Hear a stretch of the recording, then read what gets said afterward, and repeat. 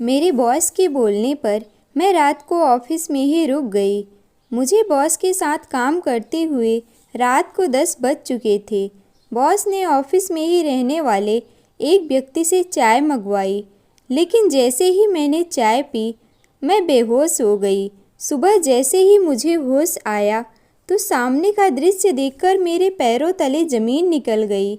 मैंने देखा कि मैं एक रूम में थी और सामने मेरे बॉस खड़े थे और वो मुझे देखकर मुस्कुरा रहे थे। होश तो मेरे तब उड़े जब मैंने नोटिस किया कि मेरे पूरे बदन पर कपड़े ही नहीं थे और मेरा पूरा शरीर दर्द कर रहा था। यह सब देखकर मैं सब कुछ समझ चुकी थी कि मेरे साथ क्या हुआ है। मैंने बॉस से कहा, आपने मेरे साथ ऐसा क्यों किया? आखिर क्या दुश्मनी थी आपसे मेरी? क्यों मेरी इज्जत के साथ खिलवाड़ किया है? मैंने बहुत गुस्से में कहा। बॉस ने कहा, दुश्मनी तो कुछ भी नहीं है, बस मेरी नज़र थी तुम पर। जब तुम ऑफिस में इंटरव्यू देने के लिए आई थी, तभी तुम्हारी सुंदरता को देखकर मेरी नीयत तुम पर खराब हो गई थी। मैं उसी दिन से तुम पर गंदी नज़र रख रहा था कि मुझे कब मौका मिलेगा और मैं तुम्हारा फ़ायदा उठाऊं। मुझे पता चला कि तुम ऑफिस छोड़कर जाने वाली हो, तब मैंने यह सब करने का प्लान बनाया। यह सब सुनकर मैंने कहा, मैं तुम्हें छोड़ूंगी नहीं, मैं पुलिस में तुम्हारी कंप्लेन कर दूंगी, तुम्हें जेल में डलवा दूंगी।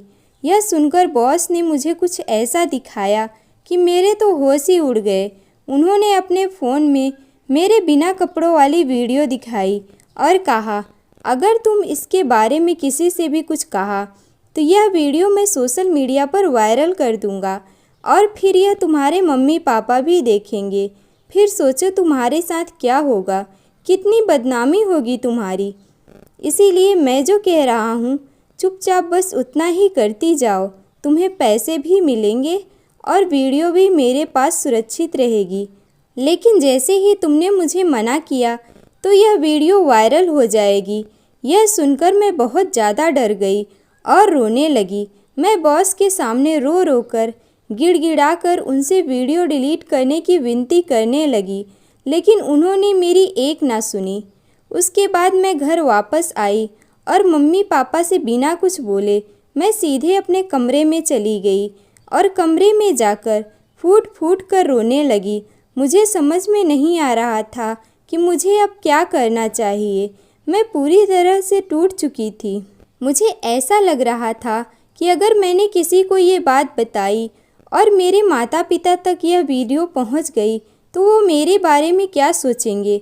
यही सब सोचकर मैंने किसी को कुछ भी नहीं बताया, बस अंदर ही अंदर घुटती रही। वह पूरी रात मैं रो रो कर बिताई। अगली सुबह मेरे फ़ोन पर मेरे बॉस का मैसेज आया कि मैं ऑफिस आ जाऊं। अब मुझे ना चाहते हुए भी ऑफिस जाना पड़ा। मैं ऑफिस पहुंची तो वो मुझे अपने साथ एक कमरे में ले गए और वहाँ मेरे साथ वो किया जो मैं किसी को बता भी नहीं सकती थी। मेरी इज्जत को ताड़ ताड़ करते रहे, मेरे जिस्म को नोचते रहे। मुझे खूबसूरत होने की इतनी बड़ी सज़ा मिल रही थी जिसके बारे में मैंने कभी सोचा भी नहीं था।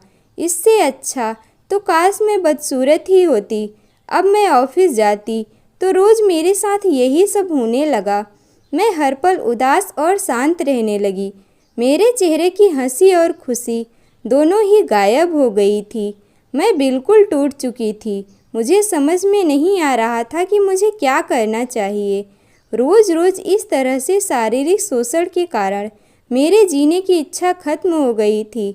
ऐसा लग रहा था कि रोज़ इस तरह मरने से अच्छा है कि मैं मर ही जाऊं।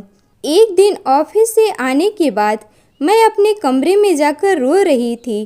तभी मेरी मम्मी मेरे पास आई और मुझसे पूछने लगी कि आजकल तुम बहुत दुखी और उदास रहती हो, किसी से कुछ बात भी नहीं करती, क्या हुआ है तुम्हारे साथ? मैं कुछ भी नहीं बोल रही थी, मैं बिल्कुल शांत थी। मम्मी ने मुझे प्यार से गले लगाया और मुझसे पूछा कि तुम मेरी बेटी हो, तुम्हारे साथ कुछ भी प्रॉब्लम है, तुम अपनी माँ से नहीं बताओगी तो किसे बताओगी? ऑफिस में तुम्हारे साथ कुछ हुआ है? तुम्हारे बॉस ने कुछ कहा क्या तुमसे? जैसे ही मैंने बॉस का नाम सुना मैं फूट फूट कर रोने लगी और रोते रोते अपनी माँ को सारी बात बताई। मम्मी ने मुझे शांत कराया और कहा, तो तुम मुझे पहले ये बात नहीं बता सकती थी? इतना सब कुछ तुम्हारे साथ हो गया और तुम सब कुछ सहती रही, सिर्फ एक वीडियो वायरल होने के डर से। तुम्हें क्या लगा कि अगर यह वीडियो हम तक पहुंचेगी तो हम तुम्हें गलत समझेंगे, तुम्हारी बदनामी होगी और हम तुम्हारा साथ नहीं देंगे? बेटा, हम तुम्हारे माँ बाप हैं, हम तुम्हें अच्छी तरह से जानते हैं। किसी भी हालत में हम तुम्हारा सपोर्ट करेंगे। तुम तो हमारी प्यारी बेटी हो। मम्मी ने मुझे बहुत प्यार से समझाया। मम्मी की बातों को सुनकर मुझे लगा कि शायद यह बात मुझे पहले ही बता देनी चाहिए थी। मैं इतने समय तक ये सब क्यों सहती रही? क्यों अपने मम्मी पापा पर भरोसा नहीं किया? मम्मी ने पापा को सारी बात बताई और मम्मी पापा मुझे अपने साथ पुलिस स्टेशन लेकर गए और वहाँ बॉस के खिलाफ बलात्कार की रिपोर्ट दर्ज कराई। पुलिस मेरे बॉस को गिरफ्तार करके ले गई और उन्हें जीवन भर के लिए जेल की सज़ा हो गई।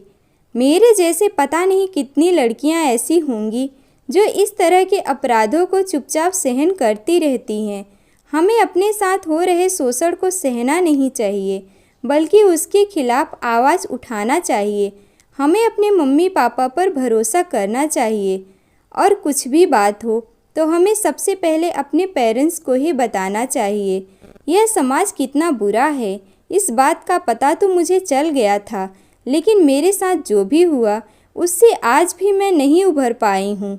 उस घटना को बीते आज 2 साल हो चुके हैं, लेकिन जब भी मुझे उस घटना की याद आती है, उसका दृश्य मेरी आंखों के सामने आता है तो मेरी रूह कांप जाती है।